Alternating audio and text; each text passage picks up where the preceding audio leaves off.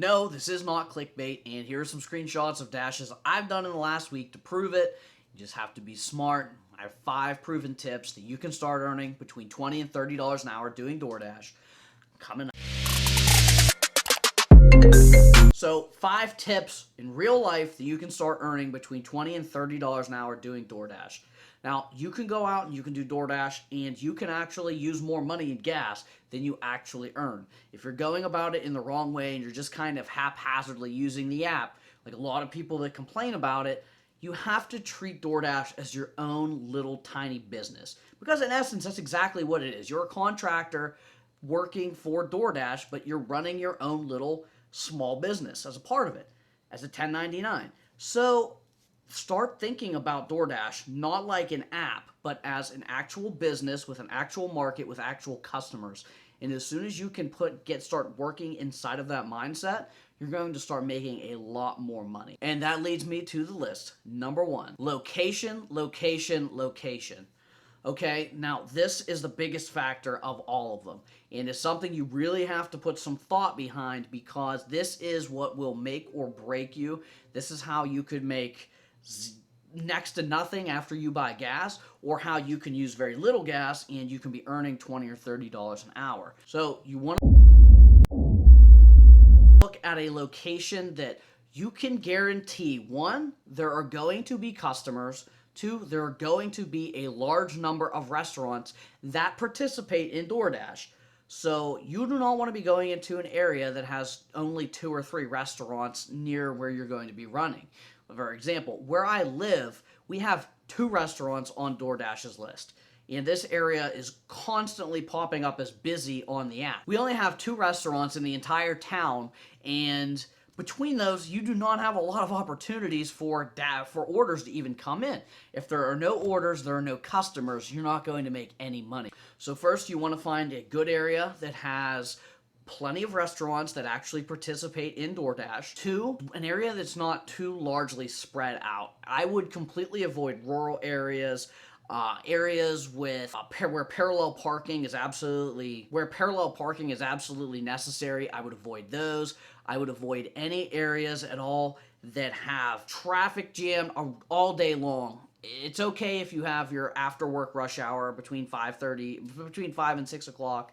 You can deal with that. You could work around that. But areas that are constantly gridlocked and you're constantly sitting in traffic, you're not going to make much money. It is the way it is, because you're leaving from your start point to get to the restaurant with that driving in between. You're leaving from the restaurant and going out to the customer with that driving in between.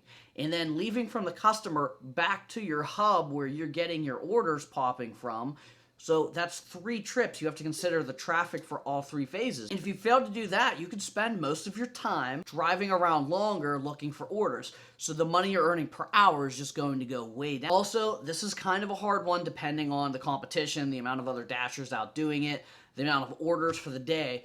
But through time, you'll start to get it figured out. What area available to you, you can have deliveries that are going to pay you roughly $1 for every mile between the restaurant and the customer. And that's the distance that's displayed when an order pops up for you on the app. That is the distance between you to the restaurant to the customer. So look for areas that the housing is relatively close to the business areas where all of the restaurants are.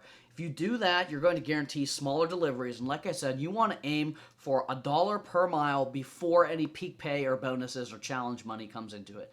If you can look consistently for orders that are $1 or more per mile, you're going to be profitable and you're going to overcome the cost for your gas, your vehicle maintenance, and things like that are very real aspects you also need to be thinking about if you're a 1099 independent contractor through one of the driving apps. So short distance between customers, traffic. You also want to find an area that is always busy. And this is actually a lot easier to do than it sounds.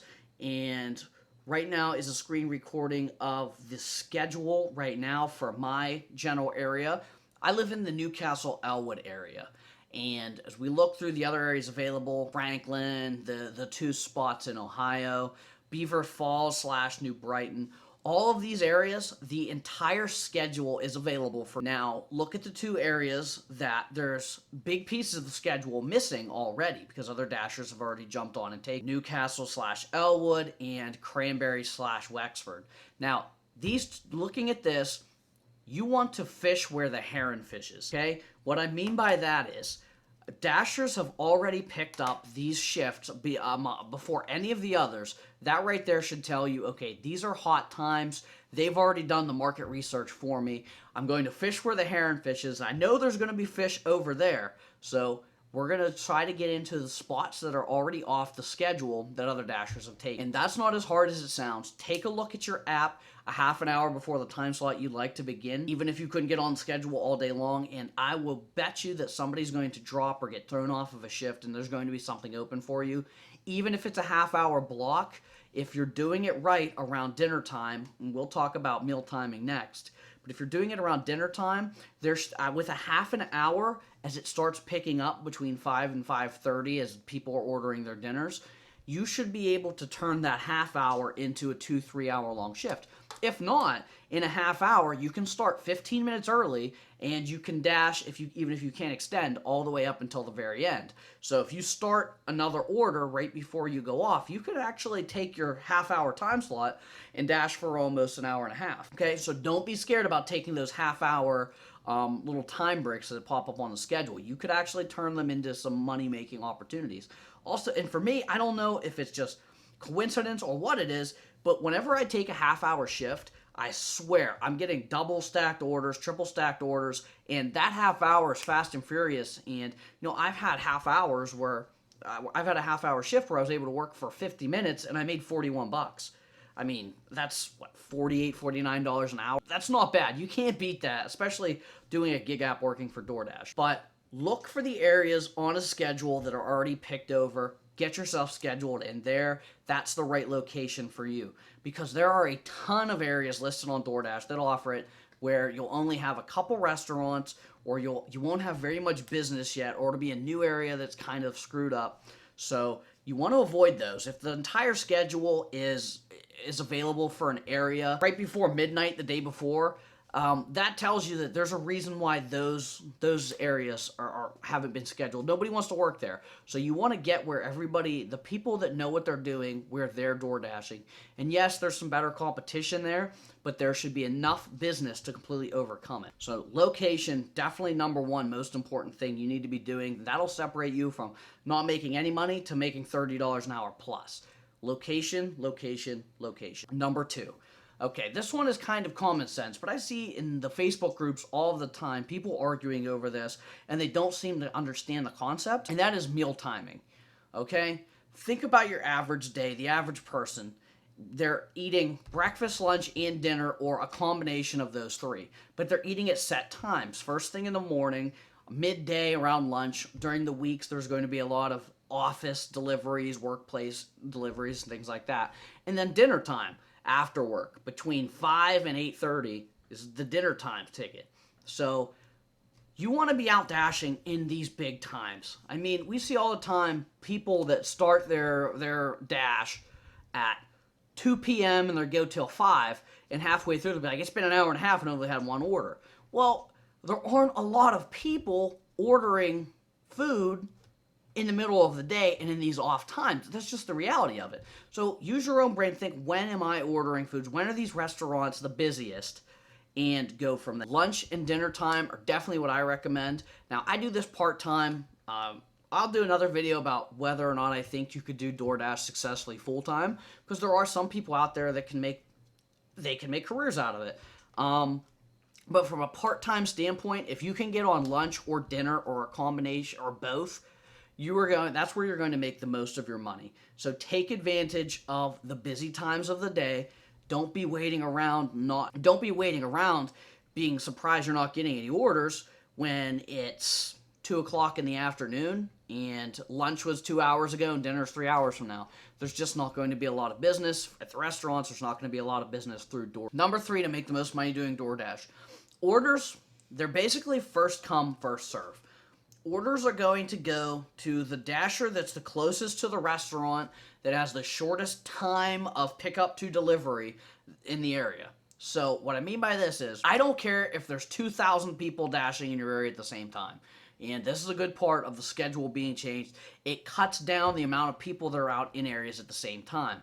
Yes, it's hard to get on the schedule, but it's still possible if you're vigilant and you're taking advantage of the early access scheduling, or you just know how to work the schedule to pick up shifts when you're not scheduled and things like that. First come, first serve. A lot of people just like to sit at home, or they like to sit in a parking lot somewhere waiting to get orders. And while this could be okay if you're in the perfect location, if you're sitting in a hot spot and you have 5 restaurants and they're all close to you on all sides, it's going to be easy for you to get out of where you are to one of these places.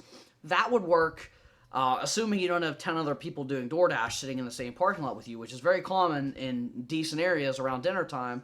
You'll see the hot spots listed on the map, and you will see 3 people doing DoorDash sitting there waiting at the restaurant, waiting to snipe each other out for order. What I like to do is, now, if it's busy and you're already getting orders, you want to pick a stretch in your area. And for me, there's one highway that runs through the center of the area that I make the most money on, and I'll just go straight up there. If I get a red light, I don't care. If it's a little busy with traffic, when I'm just prowling down, that's okay. Anything to slow me down, get me near as many restaurants as possible. Now, I'm not saying drive around back and forth or drive around aimlessly looking for orders, because you'll use more gas than you'll earn if you're not getting any orders coming through. So put yourself close to the restaurants that are participating in DoorDash. If you're getting orders, if it's busy, if there's enough action for you to be worried about being out there anyways, is going to pay off. And go back to that between every delivery. If you leave one and you don't get another, just get back to your start point and do that. You're going to have a huge advantage over people that are sitting 15 miles away from anything at home with their app on, wondering why they're not getting any orders, or all the guys that just want to sit on one side of town next to 2 or 3 restaurants waiting for something to come through. You're going to get the bulk share of those deliveries, and a lot of times it's really luck for the orders you get. And that could be the difference, all other things held constant, between you making $15 an hour and making $30 an hour, because I've been on both sides of that here.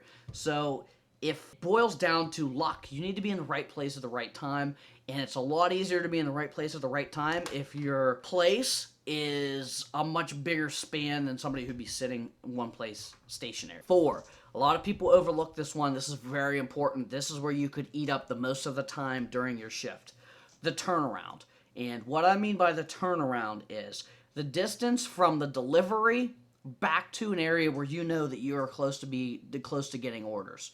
So there are some areas out there where the restaurants are all very close, but where the residential areas are, they're off the beaten track, and it could take you 15 minutes to get from a customer's house back to where the restaurants are. Number 5, this also kind of relates to the last one. Know your area, okay? Even if it's your first time doing it, you're going to learn each time you DoorDash, but you need to learn the ins and outs of where you're going. Figure out the structure of the geographical place that you're DoorDashing, okay? Learn the easiest ways between point A and point B. Learn how to read traffic patterns for the time of the day. For my area, I know when I leave my office at 5, by the time I get to where I'm DoorDashing, it's about 5, it's between 4:45 and 5:30, and there's heavy traffic. You're going to get every single red light, and it'll really slow you down. So I know that if I want to jumpstart things, I could jump on a highway, skip the most of it, and get to the little gold mine center in my region that I'm dashing, and I'm good. I beat some of the traffic out, and then I only have about half an hour of busy rush hour traffic before things calm down as the orders start really rolling in. So know your area, know when it's going to be busy, know your ways around the traffic, and be able to identify as soon as an order pops up on your screen where the delivery is going to be and roughly how long it's going to take you to get back to where you're strolling for more orders. This one is absolutely huge, and like before, it all boils down to your location. So you want to understand where the best restaurants are. And also, one of the biggest things you can do that saves you time with DoorDash, especially if you're just setting out and you're not really an experienced, like rush hour, busy delivery type driver, make sure you understand your area well enough to know when you're leaving a parking lot whether you need to be going left or right. Know what's north, know what's south, know what's east, know what's west. So when you're turning out of a parking lot, you know whether you need to be going left or right. It sounds so elementary and stupid, but the better off you'll be. You're going to be able to shave off a lot of time. It's going to give you an advantage potentially over other people out doing DoorDash in that area, and you're really going to be able to maximize your earnings in that time. So as a quick recap, the 5 most important things you need to be doing to be earning between $20 and $30 per hour is: number 1, location. Know a good area. Number 2, meal timing. Don't waste your time in off hours. Try to get your dashes in lunch and dinner time. Plus, that's when the peak pay is going to be activated. But also, those are the times that there are going to be the most people scheduled to dash. So be vigilant with your scheduling. You have early access at 3 p.m. Get on there, take your shifts. If you don't, as soon as the clock hits midnight, get on, look for your shift. And another huge key to scheduling: make sure right before the shift you would have wanted but couldn't get, between 15 minutes to a half hour before it starts, take a look on the app, and I will bet you that something is going to be opening up there. Number 3, first come, first serve. The closest dasher to a restaurant when an order comes through is going to get the ping, so you want to put yourself in the best position to be as close to as many restaurants at the same time as possible. Number 4, your turnaround between the customer's house back to where you need to go to get orders from restaurants. Very important. Then number 5, know your area, understand traffic patterns, and know what you need to do to get around some of the traffic between point A, point B, point C. But making between $20 to $30 an hour doing DoorDash is totally possible, whether or not you are taking advantage of peak pay or challenge money. It's definitely achievable. I wouldn't say that you could consistently do it every single day because there are a lot of variables out of your control. It definitely is possible, but it's definitely possible. You could do it too. So I want you to leave a comment down below with any questions you possibly have, or if there's another DoorDash video that you would like me to do. I decided to do a video on DoorDash because right now I'm doing the $1,000 challenge thing, so I figured I have some information I haven't seen on YouTube for DoorDash, so I'm going to share it. If there's another video you'd like to see, leave me a comment, let me know. Any other questions about DoorDash, whatever, message me on Facebook and I'll take care of that for you. I've gotten pretty good at it over the past couple months. It's a cool way to make some extra cash. I mean, I would never do it full time because there's so many variables that are out of your hands, and I mean, you will put on a ton of miles on your vehicle. So that's something you have to think about too. You know, I'd say if you're driving something with a big V8 that just sucks gas, I wouldn't waste my time doing DoorDash. That's my personal opinion. But yeah, any questions about it all, just comment down below. And before you go, hit the like button, the subscribe button, the share button, all of the buttons down below, and then leave a comment, ask a question, say something nice, say something mean, and if you say something mean, subscribe so you can say something mean again next time. And until then, have a good night.